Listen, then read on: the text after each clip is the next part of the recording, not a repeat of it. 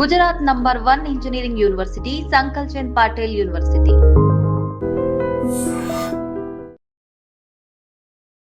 Welcome to I dream. నా పేరు Lumbini. Strong bones is equal to strong life. మరి అలాంటి బోన్ హెల్త్ని మనం ప్రొటెక్ట్ చేసుకోవాలి అంటే ఏం చేయాలి? స్పెషల్లీ నీస్ అంటే మోకాల నొప్పులు రాకుండా ఉండాలంటే ఏం చేయాలి? వచ్చిన తర్వాత ఎలా ట్రీట్ చేసుకోవాలి డిస్కస్ చేద్దాం. ఈరోజు మనతో పాటు consultant orthopaedic and joint replacement surgeon doctor Dinesh Reddy గారు ఉన్నారు. ఆయనతో మాట్లాడదాం. Hello sir, how are you? Fine అండి, how are you? Yeah, I'm good too. So first of all, bone health is equal to good health అని చెప్పుకోవచ్చు కదా? Absolutely 100%. So మేజర్గా ఇప్పుడున్న ప్రజెంట్ కండిషన్స్కి ఎక్కువగా సిట్టింగ్ పోస్చర్స్ గురించి చాలామంది మాట్లాడుకుంటూ ఉన్నారు. సో మనం ఫస్ట్ అది దాని నుండి స్టార్ట్ చేద్దాము. సో సిట్టింగ్ పోస్చర్స్ అనేటివి ఎలా మెయింటైన్ చేయాలి?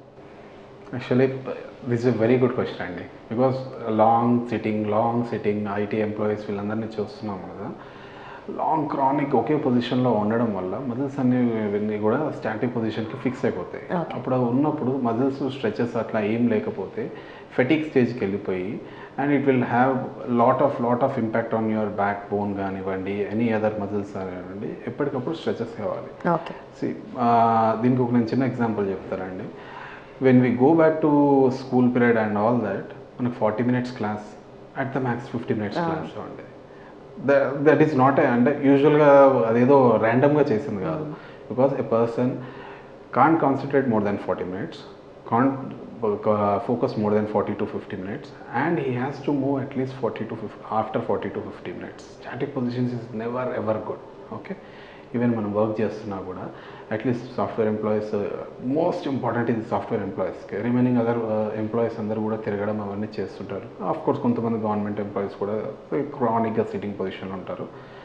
బట్ ఇప్పుడు కరెంట్ ట్రెండ్ ప్రకారంగా సాఫ్ట్వేర్ ఎంప్లాయీస్ మాత్రమే బాగా వర్తించేది ఏంటి అంటే, ఒక 40 నిమిషాలు కూర్చుంటే ఒక 5 minutes అట్లా వాక్కి వెళ్ళారంటే, let your muscles relax, stretch it out and then come back to your job. ఒక 1-2 minutes అంతే, అంతకన్నా ఎక్కువ అక్కర్లేదు. చాలా మంది ల్యాప్టాప్స్లో డిఫరెంట్ పోస్చర్స్లో పెట్టుకొని యూజ్ చేస్తూ ఉంటారు కదా. సో వాళ్ళ కోసం ఏం చెప్తారు? సో అంటే పోస్చర్ పొజిషన్ అనేది, స్పైన్ సపోర్ట్ అనేది మోస్ట్ ఇంపార్టెంట్ అండి. అండ్ ల్యాప్టాప్ అనేది నెక్ లెవెల్కి మెయింటైన్ చేసుకోవడం, సో దట్ ఇట్లా మెడ వంచి మాట్లాడడం చూడడం కానీ, రాంగ్ మీటింగ్స్ కానీ, ఇవన్నీ కూడా మన టేబుల్ ల్యాప్టాప్ అనేది స్ట్రైట్ ఐలైన్ లెవెల్కి పెట్టుకోవడం అనేది సేఫ్ అండి. And back support. Most of the software engineers, this Saturday we are doing interview on Saturday. We keep on getting all these software employees on Saturdays because that is a weekend. And youngsters 25-30 years, they are coming with back pain, they are coming with neck pain. This is not supposed to happen andi. Andaru ante they are working hard, really working hard, but in a different way.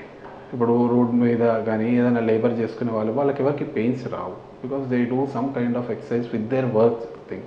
వీళ్ళ work అనేది completely different. So at least రోజు morning కాసేపు exercise, stretches ఇవన్నీ చేసుకోండి. కాన్స్టెంట్గా ఒక position కూర్చోకండి. Table మనం కూర్చున్న పొజిషన్ ఎట్లా ఉందనేది చెక్ చేసుకోవాలి. బ్యాక్ సపోర్ట్ అండ్ నెక్కి వచ్చేసి ఐలైన్ లెవెల్కి ల్యాప్టాప్ పెట్టుకొని చూసుకోవడం అనేది మోస్ట్ ఇంపార్టెంట్. ఓకే, సో మీరు మెన్షన్ చేసినట్టుగా సాటర్డేస్, వీకెండ్స్ అనుకోండి, ఎంప్లాయీస్ ఎక్కువగా ఆ డేస్లోనే వస్తూ ఉంటారు కదా. సో అంటే ఆఫ్టర్ ఎఫెక్ట్ అయిన తర్వాత వస్తూ ఉన్నారు కదా. సో ఎఫెక్ట్ అవ్వకుండా ఉండాలి అంటే ఫస్ట్ ఆఫ్ ఆల్ ఏం చేయాలి? బోన్ హెల్త్ గురించి మనలో చాలామంది, నేను వర్క్లో బిజీ ఉన్నా, నాకు టైం దొరకట్లేదు. జస్ట్ మీకు ఎంత టైం దొరకదండి? ఒక ½ an hour టైం దొరకదా? మార్నింగ్ స్ట్రెచెస్ చేసుకోవడానికి, ఎక్సర్సైజ్ చేసుకోవడానికి. నేను డైలీ మార్నింగ్ వెళ్ళి జిమ్కి వెళ్ళి గంటలు స్పెండ్ చేయమని అందరికీ చెప్పలేము, బికాజ్ అది వర్కౌట్ కాదు. బికాజ్ వెళ్ళడం, చేయడం, రావడం అదొక ½ an hour ప్రాసెస్ అయితే అక్కడ వర్కౌట్ చేసేది 1 hour.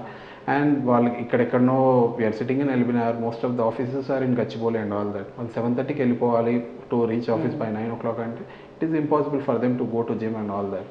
Coming back also 5 o'clock office అయిపోతే ఇంటికి వచ్చేసరికి 7 అవుతుంది ట్రాఫిక్లో. వాళ్ళకి అది వర్కౌట్ కాదు. కానీ you can find at least 15 minutes extra time. 15 minutes do all the stretches, exercise. ఇప్పుడు మీరు అదే సాఫ్ట్వేర్ ఎంప్లాయీస్ గురించి మాట్లాడితే అంటే ఒక 10,000 పెట్టి ఒక అఫోర్డబుల్ ఇంట్లో ఒక సైకిల్ ఒక మూలకు పెట్టండి, సైక్లింగ్ చేయండి, సరిపోతుంది. సో మనం చేయాలి అనుకుంటే we can do multiple ways ఉన్న టైంలోనే చేసుకోవచ్చు. ఓకే, బట్ ఆల్సో సార్ చాలామంది ఇప్పుడు ఈ కరెంట్ సినారియోలో చూసుకుంటే జాయింట్ రీప్లేస్మెంట్స్ కానీ, స్పెషల్లీ నీ రీప్లేస్మెంట్స్ కానీ ఎందుకు ఇండియాలో పెరుగుతున్నాయి? ఓకే, టూ కండిషన్స్ అండి. నీ రీప్లేస్మెంట్ ఎందుకు పెరుగుతుంది? ఒకటి ఇండియన్ స్టాండర్డ్స్ ప్రకారంగా ఒక 20 years బ్యాక్కి ఇప్పటికీ కంపేర్ చేస్తే అఫోర్డబిలిటీ అనేది పెరిగింది. And most of the people are getting insurance. And most of the kids వాళ్ళ పిల్లలు ఎవరైతే ఉన్నారో వాళ్ళందరూ చదువుకునే సాఫ్ట్వేర్ ఎంప్లాయీకి రాగానే వాళ్ళకి కొంచెం ఇన్సూరెన్స్ అనేది వస్తుంది, కంపెనీ ఇన్సూరెన్స్ త్రూ అట్లా చేసుకుంటున్నారు. అండ్ పీపుల్ కొంచెం they want to live their life in a quality way. అంటే ఉన్న కొన్ని రోజులైనా హ్యాపీగా ఉందామని. అది ఒక రీజన్. అంటే ఇంతకుముందు అండర్ డయాగ్నోసిస్ అంటే డయాగ్నోస్ కాకపోవడం, అండర్ ట్రీట్మెంట్ అనేది ఇప్పుడు కొద్దిగా మారింది. They are getting diagnose, they are getting treatment. అదొక రీజన్. రెండోది వచ్చేసి మోస్ట్ ఇంపార్టెంట్, అందరూ కూడా హార్డ్ వర్క్ ఆ యాక్టివిటీ నుంచి దూరం వచ్చేసి సాఫ్ట్ జాబ్కి వచ్చేసారండి. సో వాళ్ళ మజిల్ క్వాలిటీ అనేది చాలా వీక్ ఉంటుంది. ఎప్పుడైనా సరే గమనిస్తే మేము యూజువల్గా ఆర్థరైటిక్ పేషెంట్స్ని ఒక 10 members సర్జరీ తీసుకుంటే 7 members ఫీమేల్స్కి సర్జరీ చేస్తాం, ఒక 3 members మాత్రమే మేల్స్ సర్జరీ. ఓకే, రీజన్ ఉంది. ఎందుకు అంటే ఫీమేల్ మజిల్స్ అనేవి కొంచెం రిలాక్స్గా ఉంటుంది due to hormonal issues and all that.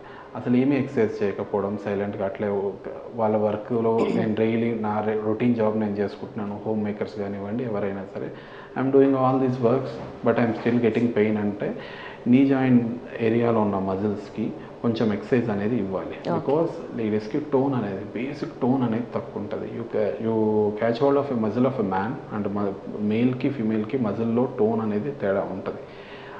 Females most ఇంపార్టెంట్గా జాగ్రత్తగా at least basic tone, basic exercise అనేది చేసుకోవడం ఇంపార్టెంట్. ఇది ఒక మెయిన్ రీజన్ అండి మేల్ ఫీమేల్ రేషియో డిఫరెన్స్కి. అండ్ ఎక్కువ మంది ఎందుకు వస్తున్నారు అంటే most of the people are doing static activities, fixed jobs, very less manual activity.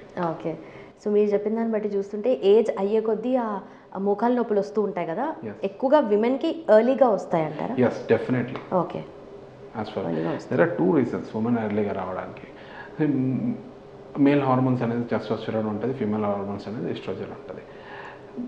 As the age goes around 45-50, estrogen levels drops down drastically, then bone problems will start. ఎందుకంటే around they will hit perimenopausal age ఆ టైంలో.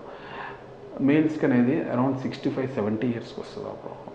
So 45-50 years నుంచి weekend bones మీద ఇంకా దానికి without exercise already poor muscle tone ఉన్న దాంతో మజిల్కి బోన్కి load ఇచ్చి ఎర్లీగా around 50 years will get arthritic female patients. On an average, around 65 years we get arthritic male patients. Okay, so early science ఎక్కువగా ఉంటాయి. అండ్ ఆల్సో విమెన్కి కూడా చాలామంది మ్యాక్సిమం పెయిన్ స్టార్ట్ అయినప్పుడు bear చేసుకుంటారు, అంటే ఎంతవరకు బేర్ చేయాలో అంతవరకు బేర్ చేస్తారు. దాని తర్వాత రిలీఫ్ కోసం ఏదో ఒక మెడిసిన్, టాబ్లెట్స్ యూజ్ చేస్తూ ఉంటారు. అలాంటి వాళ్ళ సిచ్యువేషన్ ఏంటి ఆఫ్టర్ దిస్? ఓకే, లెట్స్ అంటే దాన్ని ఒక ఏజ్ వైజ్గా మనం చూసుకుంటూ వస్తే వన్స్ అగైన్ కాండ్రోమలేషియా పటేలా అనే ఉంటుంది. మోకాలు చిప్ప వెనక భాగంలో కొంచెం కార్టిలేజ్ డ్యామేజ్ కానీ ఫిబ్రిలేషన్ కానీ ఉంటుంది. అది కూడా లూజ్ మజిల్, లాక్స్ మజిల్ ఉండడం వల్ల దాని మీద ఏదైనా డ్యాన్స్ యాక్టివిటీ అదన్నీ చేయడం వల్ల, జంపింగ్, అథ్లెటిక్ యాక్టివిటీస్ చేయడం వల్ల కొద్దిగా కార్టిలేజ్ డ్యామేజ్ అవుతుంది. ఇది ఎప్పుడు అంటే యంగ్ ఫీమేల్స్లో ఉంటుంది, మేల్స్లో కూడా ఉంటుంది, కాకపోతే మోస్ట్ కామన్గా ఫీమేల్స్లో ఉంటుంది. వాళ్ళు కరెక్ట్గా ఎక్సర్సైజ్ ఇవన్నీ చేసుకుంటే సరిపోతుంది. ఆ టైంకి కరెక్ట్గా వచ్చి డాక్టర్ని కలిస్తే ఏం ఎక్సర్సైజ్ వాడాలి, ఏం మెడికేషన్ వాడాలి అనే దాన్ని బట్టి చూసుకుంటే you can avoid a long term. అంటే 25 years పేషెంట్ అప్పుడప్పుడే మనం రిప్లేస్మెంట్ చేయలేము, కానీ లాంగ్ టర్మ్ మార్బిడిటీ ఉంటుంది. ఎప్పుడు మోకాలు నొప్పి ఉంటుంది, ఎప్పుడు మెట్లు దిగినా, స్పెసిఫిక్గా మెట్లు ఎక్కేటప్పుడు కన్నా మెట్లు దిగేటప్పుడు పెయిన్ ఉంటుంది, చైర్లోంచి లేచేటప్పుడు పెయిన్ ఉంటుంది. You can avoid this long term morbidity అంటే లాంగ్ టర్మ్ డిసీజ్ అనేది మనం అవాయిడ్ చేయొచ్చు. Coming to age 45-50, stage 1 stage 2 ఆర్థరైటిస్కి ఎంటర్ అయినారు అనుకోండి, లైఫ్ స్టైల్ చేంజ్ అంటే ఫుడ్ తక్కువ తీసుకోవడం అని కాదు, యాక్చువల్గా ప్రాపర్ డైట్ తీసుకోవడం. ఓకే, నైట్ 7 తర్వాత ఎక్కువ ఫుడ్ తీసుకోకపోవడం, low calorie food, high protein food, and రాగులు, నువ్వులు, మెగ్నీషియం ఉండేటట్టు. మెగ్నీషియం అంటే ఎక్కడ వస్తుంది, ఆల్మండ్స్లో ఉంటుంది, మష్రూమ్స్లో ఉంటుంది. ఇవన్నీ తీసుకోవడం, నీ ఎక్సర్సైజెస్, కొన్ని మెడికేషన్స్ ఉంటాయి, బేసిక్ ఇన్ఫ్లమేటరీ ఆర్థరైటిస్ ఏదైనా ఉంటే తగ్గించుకోవడానికి. ఇవన్నీ చేసుకుంటే మనం బై మెడిసిన్ కూడా మన ప్రోగ్రెషన్ కానీ ఫర్దర్ డ్యామేజ్ కాకుండా ఆపచ్చు. ఓకే, సో విమెన్లో కూడా చాలామంది కొంచెం ఏజ్ పుట్ ఆన్ అయిన తర్వాత, ఏజ్తో పాటు ఫ్యాట్ కానీ ఒబేస్గా అయిన తర్వాత కూడా ఈ ఇష్యూస్ వస్తూ ఉంటాయి కదా, ఎక్కువసేపు నించున్నా కూడా అలాంటి ఇష్యూస్ ఉంటాయి కదా, సో వాళ్ళకి ఎలాంటి ట్రీట్మెంట్ ఉంటుంది sir? Age non modifiable thing, అంటే దాన్ని మనం ఏం చేయలేము. యాక్చువల్గా ఏజ్ని మనం ఏం చేయలేం, ఇట్ గోస్ ఆన్. కాకపోతే మీరు అడిగినట్టు obesity, we can do something about it, it's a modifiable thing. Okay, life style changes అంటే ఫుడ్ చేంజెస్ కానీ, ఒబేసిటీ, డైట్, మళ్ళీ సేమ్ అదే diet, exercise, weight reduction. How, నేను ఆల్రెడీ లావు ఉన్నాను సార్, నేను అడగలేను, పరిగెత్తలేను, నన్ను వెయిట్ రెడ్యూస్ అవ్వమని ఎట్లా చెప్తారు? నా వల్ల అవ్వట్లేదు, ఎట్లా చేయమంటారు? ఎట్లా? How weight reduction works is, మనం వాకింగ్, ఎక్సర్సైజ్ ఇదంతా కూడా it helps to a part of 25% వరకు హెల్ప్ చేస్తుంది. 70 to 75% మన డైట్తోనే ఉంటుంది వెయిట్ రిడక్షన్ ఎప్పుడైనా సరే. నేను జిమ్ చేసి వెయిట్ తగ్గుతా అంటే కాదు, you need to maintain proper diet. And also weight తగ్గేటప్పుడు చాలా జాగ్రత్త ఉండాల్సింది ఏంటంటే, వెయిట్ తగ్గేటప్పుడు మోస్ట్ ఇంపార్టెంట్గా కాల్షియం అనేది, బోన్ మాస్ అనేది తగ్గుతూ వస్తుంది ఫస్ట్. సో మీరు వెయిట్ తగ్గేటప్పుడు కాల్షియం సప్లిమెంట్స్ అనేది అడిక్వేట్గా తీసుకోవాలి. Supplements in the sense tablets అని కాదు, ఫుడ్లో కూడా జస్ట్ లైక్ మన రాగులు, నువ్వులు ఇవన్నీ కానీ, పెరుగు ఎక్కువ తీసుకోవడం కానీ, కాసేపు మార్నింగ్ సన్లైట్ కూర్చోవడం కానీ, ఇవన్నీ జాగ్రత్తలు చేసుకుంటే సరిపోతుంది. ఓకే, సో నీ పెయిన్స్కి ఎర్లీ సైన్స్ వచ్చిన తర్వాత, అంటే కొంచెం డేస్ దాటుతున్న కొద్దీ మెడికల్ ఇంటర్వెన్షన్ అనేది ఎప్పుడు అవసరం పడుతుంది? ఎర్లీ సైన్స్ అంటే యూజువల్గా నీ ఆర్థరైటిస్ అనుకుంటే మనం ఒక 4 స్టేజ్లుగా గ్రేడ్ చేస్తాం. Grade 1, grade 2, grade 3, grade 4. Grade 1, grade 2ను మనం ఎర్లీ ఆస్టియోఆర్థరైటిస్ అంటాం. ఎర్లీ ఆర్థరైటిస్కి మనకి ఏంటి అంటే, జస్ట్ మన లైఫ్ స్టైల్ చేంజెస్ కానీ, వెయిట్ రిడక్షన్ కానీ, and there are plenty of different kind of medications ఉన్నాయండి. ఫస్ట్ ఒక బేసిక్ ఎనసైడ్స్తో స్టార్ట్ చేస్తాం, ఇన్ఫ్లమేషన్ ఏమైనా ఉంటే తగ్గించడానికి. అది వర్క్ అవ్వట్లేదు అంటే ఏదన్నా కాంట్రాక్టిన్ సప్లిమెంట్స్ కానీ అట్లాంటివి ఇస్తాం, కొలాజన్ సప్లిమెంట్స్ ఇవన్నీ ఇస్తాం. మోస్ట్ ఆఫ్ ద పేషెంట్స్ ఒకవేళ మనకి గ్రేడ్ 1, గ్రేడ్ 2 ఎర్లీగా ప్రజెంట్ అవుతే మాత్రం ఈ సప్లిమెంట్స్తోని, ఎక్సర్సైజ్తోని, లైఫ్ స్టైల్ మోడిఫికేషన్తోని, డైట్తోని వీ కెన్ అరెస్ట్ దట్. అంటే అప్పటికి ఉన్న చేంజెస్ని ఫర్దర్ ప్రోగ్రెషన్ కాకుండా చాలా ఏళ్ళు ఆపచ్చు. సో ట్రీట్ చేయాలి అంటే కూడా ఫస్ట్ ఆఫ్ ఆల్ డాక్టర్స్ దగ్గరికి రారు చాలామంది, పెయిన్ అలానే బేర్ చేస్తూ ఉంటారు. యాజ్ మెన్షన్ ఆల్రెడీ ఏదో ఒక మెడిసిన్ తీసేసుకొని అప్పటికప్పుడు రిలీఫ్ అని అనుకుంటూ ఉంటారు కదా. సో వాళ్ళకి ఏం చెప్తారు? ఎందుకంటే నీ రీప్లేస్మెంట్ అనేది డాక్టర్ దగ్గరికి వెళ్తే నీ ముఖాలు అరిగిపోయాయమ్మా, 50% అరిగిపోయాయి, ఇప్పుడైనా కాపాడుకో అని చెప్తూ ఉంటారు కదా. సో అలాంటి వాళ్ళకి నీ రీప్లేస్మెంట్ అనేది ఏ పాయింట్ ఆఫ్ టైంలో required? Just like knee replacement A point of టైంలో, ఐడియల్ ఏజ్ ఏమి ఉంటుంది నీ రీప్లేస్మెంట్కి? మోరల్లెస్ మా గ్రేడింగ్ ప్రకారంగా అబోవ్ 50 years అయితే బెటర్ అనుకుంటాం. అండర్ 50 years కొంతమందికి చాలా రేర్గా 40 to 50 మధ్యలో కూడా చేస్తాం. అంటే ఇక భరించలేనంత నొప్పి, అసలు నడవలేకపోవడం, వాళ్ళకి ఇంకేదన్నా ఆర్థరైటిస్ రావడానికి ఇంకేదైనా రీజన్ అంటే రొమటాయిడ్ కానీ ఇట్లాంటి కండిషన్స్ ఏదైనా ఉంటే తప్ప ఎర్లీ ఏజ్లో సర్జరీ అనేది సజెస్ట్ చేయం. 50+ వాళ్ళకి మాత్రమే సర్జరీ. 50+ వాళ్ళకి సర్జరీ ఎందుకు అంటే, జస్ట్ లైక్ అది కూడా స్టేజ్ 3, స్టేజ్ 4 భరించాలి. అంటే బోన్ ఆన్ బోన్ డిసీజ్ అంటే ఒక ఎముక వెళ్ళి ఇంకో ఎముక మీద కూర్చొని రాపిడి జరిగి వాపు రావడం, ఒక ప్రతి అడుగు పెయిన్ఫుల్గా ఉండడం. మా జనరల్గా ఒక క్వశ్చనర్ ఉంటుంది, అమ్మ నువ్వు ఒక 20 minutes నిలబడి పని చేసుకోగలవా నొప్పి లేకుండా? ఒక మెట్లెక్కే దిగేటప్పుడు పెయిన్ బాగా వస్తుందా? ఒక 15 నిమిషాలు వాకింగ్ చేయగలుగుతున్నావా? ఇవేవీ చేయలేదు అంటే మాత్రం ఇక better to go for surgery అండి. Because we have to see the quality of life. దాన్ని ఏది చేయకుండా, ఏ సర్జరీ చేయించుకోకుండా 50 yearsకి వీల్ చైర్లో కూర్చున్న దానికన్నా go on with a surgery, you will have quality life for another 20 years. Okay, so కాళ్ళ నొప్పులు, మోకాళ్ళ నొప్పులు వచ్చినప్పుడు, స్టార్ట్ అయినప్పుడు ఫ్యామిలీలో ఎవరికైనా కానీ ఆల్రెడీ వచ్చిన వాళ్ళ సజెషన్స్ తీసుకుంటూ ఉంటాను. నేను ఈ మెడిసిన్ వాడానో, లేదంటే ఇక్కడికి వెళ్ళి నాటు వైద్యం చేయించుకున్నానో, ఇలాంటి ఆప్షన్స్ ఉంటాయి. ఎవరైనా నాన్ సర్జికల్ ఆప్షన్సే ఫస్ట్ ప్రిఫర్ చేస్తారు కదా. సో నాన్ సర్జికల్ ఆప్షన్స్ ఏముంటాయి?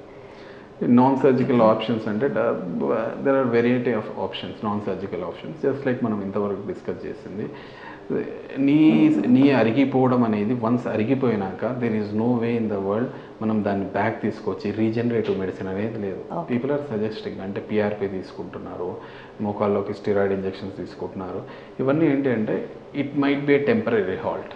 ఈవెన్ పిఆర్పి కూడా, I'm saying it loud, it's not a complete science. అంటే పిఆర్పి టెండాన్స్కి కానీ వేరే చోట్ల కానీ ఇస్తే రిజల్ట్స్ అనేవి ఉన్నాయి, మన అందరికీ తెలుసు. ఆర్థరైటిక్ని, మోకాలు అరిగిపోయిన మోకాలకి, మరీ స్టేజ్ 3, స్టేజ్ 4లో ఉన్న మోకాలకి ఇంజెక్షన్స్ ఇవ్వడం, ఇవన్నీ కూడా ఇంకా it's an early thing and we're not seeing good results. So non surgical options మీరు అడిగారు కాబట్టి చెప్తున్నాను. నాన్ సర్జికల్ ఆప్షన్ అని చెప్పి అందరూ they are spending huge amounts of money on this non surgical option and at they are failing. Okay. So depending on stage 1 stage 2కి అందరూ non surgical చెప్తారండి. ఏ ఆర్థోపెడిక్ సర్జన్ కూడా సర్జరీ అని చెప్పరు. స్టేజ్ 3 ఉంటే కూడా చాలా వరకు మేము సర్జరీ అవాయిడ్ చేయమని చెప్తాం. నెట్ అండి, బికాస్ యువర్ న్యాచురల్ నీ ఈజ్ న్యాచురల్ నీ. మీరు భరించలేనప్పుడే రండి. నడవడం అనేది ప్రతి అడుగు ఇబ్బంది ఉన్నప్పుడే రండి. ఆ తర్వాత మరీ నడవలేకపోతున్నాను డాక్టర్ గారు, 10 నిమిషాలు కూడా నడవలేకపోతున్నాను, నేను అసలు ఇట్లా నేను ఉండలేకపోతున్నాను అంటే then we'll go for surgery. X ray ప్రకారంగా స్టేజ్ 4 ఉంది అంటే we don't any benefit, wait చేయడంలో అర్థం లేదు, విల్ డూ ఇట్ ఆఫ్ అనే చెప్తామండి. Okay. So already knee pains ఉండి అండ్ ఆల్రెడీ ఇంకా వెయిట్ పుట్ ఆన్ అవుతున్న కొద్దీ ఇంకా నీ పెయిన్ అనేది పెరుగుతూ ఉంటుంది కదా, సో అది ఎలా కాంట్రిబ్యూట్ చేస్తుంది ఒబేసిటీ అనేది నీ పెయిన్స్కి? ఒబెసిటీ నీ మీద ఎంత ఇంపాక్ట్ పడుతుంది? యూజువల్గా మనం మన బాడీ వెయిట్ ఒక డబ్ల్యూ అనుకుంటే, ఒక 100 kgs అనుకుంటే, మనం నిల్చొని ఉన్నప్పుడు ఈ కాలు మీద ఒక 50 kgs, ఈ కాలు మీద ఒక 50 kg అనుకుంటే, ఒక కాలు మీద నిలబడ్డప్పుడు మొత్తం బాడీ వెయిట్ వస్తుంది. అదే మనం వాక్ చేసినప్పుడు మూవ్ అవుతుంటాం కాబట్టి ఒక కాలు తీసి ఒక కాలు పెట్టేటప్పుడు 1.5 టైం ఒక కాలు మీద పడుతుంది. ఓకే. మెట్లు ఎక్కేటప్పుడు 3 times, మెట్లు దిగేటప్పుడు 5 times. ఇమాజిన్ ఒక నీ ఎంత లోడ్ తీసుకోగలదు? ఒక 75 kg పర్సన్కి, ఒక 120 kg పర్సన్కి లోడ్ ఎంత చేంజ్ అవుతుంది? అన్న యావరేజ్ 120 kg పర్సన్ మెట్లు దిగేటప్పుడు ఒక మోకాల మీద 600 kg వెయిట్ పడుతుంది. 75 kg హెల్దీ పేషెంట్కి ఎంత పడుతుంది? So it impacts a lot అండి. మీరు ఒక 120 kgs ఉన్నారనుకోండి, మీరు ఒక 10% ఆఫ్ యువర్ వెయిట్ లాస్ అవ్వండి. If it is an early OA 45 years అట్లా ఉండి ఎర్లీ స్టేజ్ 1 స్టేజ్ 2లో ఉన్నప్పుడు ఒక 10% వెయిట్ లాస్ అయితే మీ పెయిన్ 80% రెడ్యూస్ అవుతుంది. Okay. It has a tremendous impact on knee pain. But నిజంగా ఇది అంటే ఆ ఈక్వల్ డిస్ట్రిబ్యూషన్ అనేది నార్మల్గా ఉండదా అనుకోవచ్చా? అంటే జనరల్గా ఎప్పుడైనా సరే వాక్ చేసినప్పుడు, నిల్చున్నప్పుడు మోరల్లెస్ ఈక్వల్ డిస్ట్రిబ్యూషన్ మన వెయిట్ అనేది. వాక్ చేసినప్పుడు ఇట్ ఈస్ మూవింగ్ కాబట్టి అండ్ మజిల్స్ కూడా యాక్ట్ చేస్తాయి, joint reaction force, ground reaction force కూడా ఉంటుంది కాబట్టి ఒక్కొక్క కాలు మీద, ఒక కాలు తీసి ఇంకో కాలు వేసేటప్పుడు ఒక్కొక్క కాలు మీద 1.5 times వెయిట్ ఉంటుంది. దిగేటప్పుడు 3 times, మెట్లు దిగేటప్పుడు 5 times, మెట్లు ఎక్కేటప్పుడు 3 times. సో ఇంపాక్ట్, మన వెయిట్ ఇంపాక్ట్ ఎంత ఉంటుందని ఎస్టిమేట్ చేయండి. ట్రూ. అండ్ ఆల్సో నీ రీప్లేస్మెంట్లో what's the difference between partial and total knee replacement sir? So once again very good question అండి. Partial and total knee replacement. యూజువల్గా partial knee replacement అంటే మోకాల్లో 3 compartments అంటారు. టిబియోఫెమరల్, medial టిబియోఫెమరల్, lateral అని, పటెలోఫెమరల్. Partial అంటే ఏంటి? మనకి ఎటు సైడ్ అరిగితే ఈ 3 compartmentsలో ఏ కంపార్ట్మెంట్ అరిగితే అదే కంపార్ట్మెంట్కి రిప్లేస్మెంట్ సర్జరీ. ఓకే. ఓకే. మన ఇది ఎవరికి యూజ్ వస్తుంది అంటే అరౌండ్ 50 years ప్లస్ ఉండి ఓన్లీ ఒక సైడ్ మాత్రమే అరిగింది అనుకుంటే, పార్షల్ చేసుకుంటే అడ్వాంటేజ్ ఏంటి అంటే మన లిగమెంట్స్ అన్నీ ప్రిజర్వ్ అవుతాయి అండ్ మన నీ కూడా న్యాచురల్ నీ లాగా ఫీల్ ఉంటుంది. Okay. And also knee రీప్లేస్మెంట్లో traditional మెథడ్స్కి and ఇప్పుడు వచ్చిన లేటెస్ట్ టెక్నాలజీ ప్రకారం రోబోటిక్ అసిస్టెడ్ ఇవి చేస్తున్నారు కదా, సో దాంట్లో రిస్క్ అండ్ బెనిఫిట్స్ ఎలా ఉంటాయి? ట్రెడిషనల్ మెథడ్ ఒక లాస్ట్ 25-30 years నుంచి వర్క్ అవుతుంది. ట్రెడిషనల్ మెథడ్ చేస్తుంటే సక్సెస్ రిజల్ట్ ఉంది కాబట్టి ఇంతమంది వచ్చి చేయించుకుంటున్నారు. ట్రెడిషనల్ ఈజ్ నాట్ బ్యాడ్ అని మనం చెప్పడానికి అయితే, because it is a proven thing. Robo ఎట్లా అంటే మనకి ఇప్పుడు జస్ట్ లైక్ మనం ఇంటర్వ్యూ చేస్తున్నాం, కెమెరాకి ఒక కొత్త లెన్స్ వేస్తే బాగా వస్తుంది అనుకుంటే ఇట్ ఆగ్మెంట్స్, మనకున్న దానికి ఉన్న రిజల్ట్ కన్నా కొంచెం బెటర్గా ఉంటుంది. అండ్ రోబో హెల్ప్ అయ్యే కండిషన్స్ ఒక 3-4, రోబో మ్యాండేటరీగా అవసరం ఉన్న కండిషన్స్ ఒక 3-4 ఏంటంటే, కొంతమందికి పోలియో ఉంటుంది, అంటే కాలంతా పైన అంతా అబ్నార్మల్గా ఉంటుంది ఈ కాలంతా, సో ఓన్లీ మోకాలు మార్చేటప్పుడు అది ఇబ్బందిగా ఉంటుంది ట్రెడిషనల్ మెథడ్ చేసినప్పుడు. రోబో అయితే మనం వెరీ ఈజీగా చేసుకోవచ్చు. ఇంకొకటి, కొంతమంది కాళ్ళల్లో ఎప్పుడో ఫ్రాక్చర్ అయ్యి రాడ్లు అట్లే ఉంటాయి, తీయించుకోరు. వాళ్ళు నీ రీప్లేస్మెంట్ సర్జరీకి వచ్చినప్పుడు ట్రెడిషనల్ మెథడ్లో ఫస్ట్ ఈ రాడ్ తీసేసినాకనే నీ రీప్లేస్మెంట్ చేయవలసి వస్తుంది మోస్ట్ ఆఫ్ ద టైం, అదే అవాయిడ్ చేయొచ్చు. అండ్ రోబోతోని మనకి కండరాలు రిలీజ్ చేయడం అనేది చాలా తక్కువ ఉంటుంది. బికాజ్ మా ట్రెడిషనల్లో ఏంటి అంటే, మనం ఉన్న ఇంప్లాంట్ షేప్కి మనం ఎముకని కట్ చేసి ఉన్న ఇంప్లాంట్ని యాస్టీస్గా అట్లా పెడతాం, కండరాలు ఆ తర్వాత అవసరమైనట్టుగా మనం రిలీజ్ చేసుకోవాల్సి వస్తుంది. అదే రోబోటిక్ అయితే మన కండరాలు ఎంత టైట్గా ఉన్నాయనే దాన్ని బట్టి మనం ఏ షేప్లో ఒక బోన్ కట్ చేయాలి అనేది రోబో చెప్తుంది, దాని ప్రకారం వెళ్ళచ్చు. సో మన న్యాచురల్ ఎనాటమీ అనేది కొద్దిగా ప్రిజర్వ్ అవుతుంది. ఓకే. అండ్ దీంతో పాటు ఇంకేమైనా లేటెస్ట్ టెక్నాలజీ ఉందా సార్ నీ రీప్లేస్మెంట్? నీ రీప్లేస్మెంట్లో మోరల్లెస్ లాస్ట్ 10 years నుంచి అయితే రోబో అనేది, అంతకుముందు నావిగేషన్ అంటే కూడా మోరల్లెస్ అన్ని ఆల్ అడ్వాంటేజెస్, కాకపోతే కటింగ్ మాత్రం మనం మాన్యువల్గా చేసుకోవాలి. రోబోలో మాత్రం రోబో విల్ అసిస్టెంట్ కటింగ్ అనమాట. బట్ ఇట్స్ నాట్ అబౌట్ కంప్లీట్గా రోబో చేస్తుంది, మనం పక్కన నిల్చోమని కాదు. We feed some information to robot. While it is cutting, మనకి అది రాంగ్ అనిపిస్తే we can stop at any point of time. We can by experience, it comes in with experience. Okay. మీ అనాలిసిస్లో మీకు తెలుస్తుంది. Okay.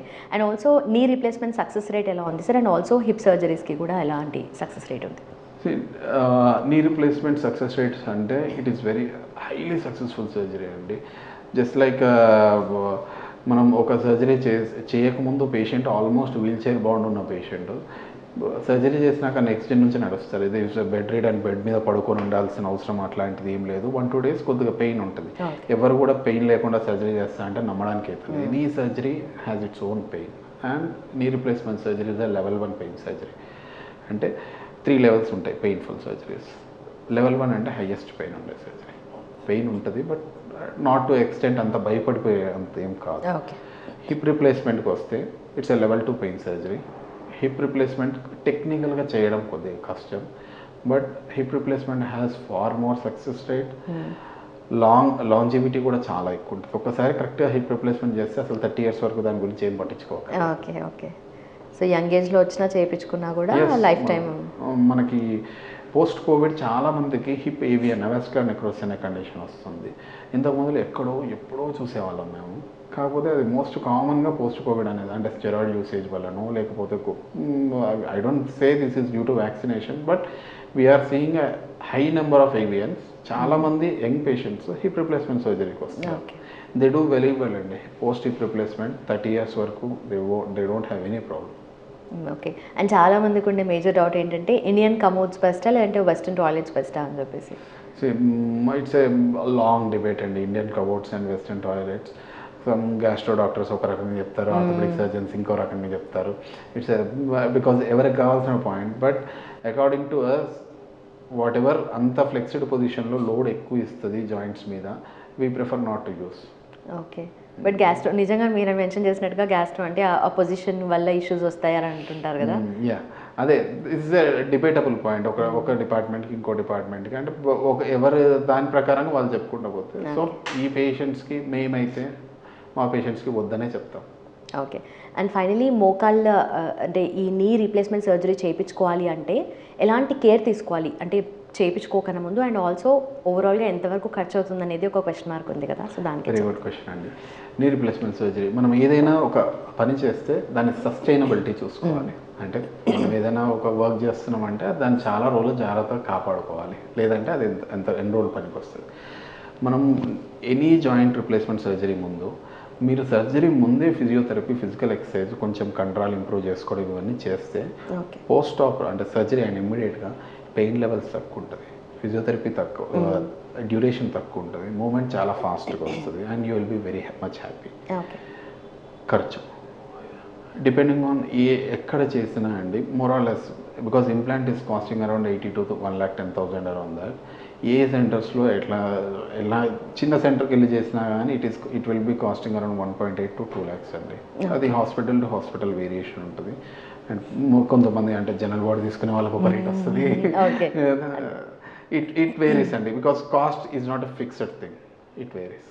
Okay. But treatment cost అయితే ఈ రేంజ్లో, ట్రీట్మెంట్ కాస్ట్ అయితే మోరల్లెస్ ఇదే ఉంటుంది. అండ్ చాలా మందికి ఏదో ఒక పాయింట్ ఆఫ్ టైంలో ఎక్కువ మోటివేషన్ వచ్చేసి జిమ్కి వెళ్ళి కొన్ని రోజులు ఎక్కువగా స్ట్రైనర్స్ వర్కౌట్ చేస్తూ ఉంటారు, దెన్ ఆఫ్టర్ మళ్ళీ బ్రేక్ తీసుకుంటారు, మళ్ళీ చేస్తారు, మళ్ళీ బ్రేక్ తీసుకుంటారు. ఆర్ మేబీ పోస్చర్ రైట్గా లేకున్నా, అంటే ఫామ్ కరెక్ట్గా లేకపోయినా కూడా బోన్ రిలేటెడ్ ఇష్యూస్ వస్తాయి కదా. సో వాటిని ఎలా ట్రీట్ చేసుకోవాలి? చాలామంది మోస్ట్ పర్టికులర్గా న్యూ ఇయర్ కాగానే వెళ్ళి జిమ్ ఒక 4 రోజులు చేసి ఆ తర్వాత మళ్ళీ పోవడం ఇవన్నీ చేయదు. ఇంకోటి ఏంటంటే వెళ్ళిన ఫస్ట్ డేనే అన్ని ఎక్సర్సైజులు చేసేయడానికి ట్రై చేయడం. ఫస్ట్ థింగ్ అనేది బాడీ స్ట్రెచ్ అవ్వాలి. స్ట్రెచెస్ చేసినాక మెల్లిమెల్లిగా స్లోగా గ్రేడెడ్గా దానికి లోడ్ అనేది ఇస్తుండాలి. ఒకే రోజు అంతా లోడ్ ఇస్తే మా బాడీ కూడా చేయలేదు. మనం ఒకే రోజు 15 రోజులు చేసే పని ఒక రోజు చేయమంటే చేయలేము, అది impossible. So that is one story. And posture related అనేది ఎవరైనా సరే, ఎక్కడ ఉన్నా సరే, ఏ జాబ్ చేసినా సరే, బ్యాక్ సపోర్ట్ అండ్ నెక్ స్ట్రైట్గా చూసి నెక్ లెవెల్కి వర్క్ చేసుకోవడం అనేది important. Okay. So finally already effect అయిన వాళ్ళు ఎట్లాగో నీ రీప్లేస్మెంట్ వరకు వెళ్తూ ఉంటారు. బట్ ఆ ఎఫెక్ట్ అవ్వకుండా ఉండాలి అంటే ఎవరైనా సరే తీసుకోవాల్సిన మేజర్ 3 కన్సర్న్స్ కానీ కేర్ కానీ ఏం తీసుకోవాలి? ఎవరికైనా సరే jogging on treadmill is bad, jogging on treadmill is bad, jogging on very hard walking tracks is bad. Jogging చేస్తే మీరు స్పోర్ట్స్ షూ వేసుకొని ఒక గార్డెన్లో చేయండి, ఒక గ్రౌండ్లో చేయండి. సెకండ్ థింగ్, జాగింగ్ కన్నా రన్నింగ్ కన్నా మోకాలు నొప్పులు రాకుండా ఉండడానికి cycling is the best exercise. Cycling, జిమ్కి వెళ్ళే వాళ్ళు కూడా సైక్లింగ్ చేయండి, క్రాస్ ట్రైనర్ చేయండి rather than treadmill. Okay. And most other conditions రాకుండా, పెయిన్స్ రాకుండా ఉండాలి అనుకుంటే డైలీ కాసేపు ఎండ కూర్చోండి, గుడ్ డైట్ మెయింటైన్ చేయండి. మన ఈవినింగ్ 7 తర్వాత హై క్యాలరీ డైట్ అసలు తీసుకోకండి. Okay. Right. And overall bone హెల్త్కి ఫుడ్ సోర్సెస్ అంటే ఏం చెప్తారు సార్? ఓవరాల్ బోన్కి యూజువల్గా కావాల్సింది ఏంటి? Calcium, magnesium, proteins. These are all the most important requires. మన కాల్షియం ఎక్కడ దొరుకుతుంది అంటే ఇట్స్ నాట్ అబౌట్ అన్ని ట్యాబ్లెట్లు వేసుకుంటే వస్తుందని కాదు. రాగులు తీసుకోవడం కానీ, నువ్వులు తీసుకోవడం కానీ, పెరుగు కానీ, ఇదొకటి. విటమిన్ డి అనేది మార్నింగ్ సన్లైట్ కూర్చుంటే వస్తుంది. మెగ్నీషియం అనేది మన బాదంలో కానీ, మన మష్రూమ్స్లో కానీ బాగుంటుంది. ప్రోటీన్ అంటే ప్రోటీన్ ఈజ్ ప్రోటీన్. అంటే నాన్ వెజ్ తిన్నా ప్రోటీనే వస్తుంది, పన్నీర్ తిన్నా ప్రోటీనే వస్తుంది, పప్పులు, పల్లీలు, ఇవన్నీ protein sources. So these are all 4 requirements: calcium, protein, vitamin D3 and magnesium. ఇది తీసుకుంటే సరిపోతుంది. Done sir, thank you so much. Thanks for your time. Right అండి. Sir, one life lesson what medicine has taught you. Whatever you can do without expecting. But I really believe మన positive attitude ఉంటేనే మనం ఏదైనా సాధించగలం. గట్ని మనం కరెక్ట్గా deal చేసినట్లయితే అది మనకి పాజిటివ్ హార్మోన్స్ని రిలీజ్ చేస్తుంది. షుగర్ వచ్చిన వాళ్ళ పరిస్థితి ఏంటి? పొట్ట దగ్గర పెరిగితే దాన్ని ఆండ్రాయిడ్ అంటారు, ఆండ్రాయిడ్ ఫోన్ కదా. అసలు థాట్స్ ఎందుకు వస్తాయి? బ్రెయిన్ డెడ్ అంటే దానికి ప్రపంచం అంతా కూడా కొన్ని నిర్దిష్టమైనటువంటి లక్షణాలు ఉన్నాయి. మానసికంగా ధైర్యంగా ఉంటే క్యాన్సర్ జయించవచ్చు. You are a doctor for a cause, sir. అంతే. వాళ్ళకి వచ్చిన ఆదాయం కాకుండా ఫ్రీ సర్వీస్ ఎంతమందికో చేస్తుంది.